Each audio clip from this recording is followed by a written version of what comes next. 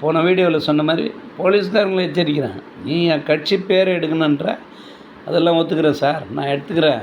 Election கமிஷனில் பதிவு பண்ணும்போது வேணான்ட்டா நான் எடுத்துக்கிறேன். பட் நீங்கள்லாம் வந்து இனிமேல் லஞ்சம் வாங்க முடியாதுன்னு எச்சரித்தேன். எப்போ 2015 கொடியேற்றுறப்போ.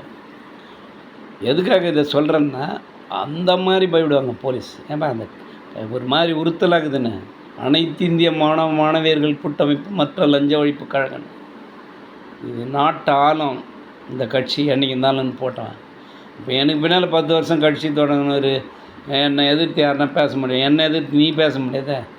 டியூரேஷனே என்னுடைய 10 வருஷம் கம்மியாச்சு, தொலை போன்ட்டுருவேன். அண்ணன் மதிப்பு அது வேறு இருக்குது. என்னுடைய 1 வயசு 2 வயசு சின்னவராக இருப்பார், இல்லை பெரியவராக இருப்பார், அவனு தான். ஏன்னா நாங்கள் டையெல்லாம் அடிக்கிற பழக்கம் கிடையாது. ஒருவேளை அண்ணன் கருப்பாக்குதுன்னா யாருன்னு சொன்னாங்களா, 60 வயசு ஆகும்போது அவர் எப்படி கருப்பாக்குது எனக்கு தெரில.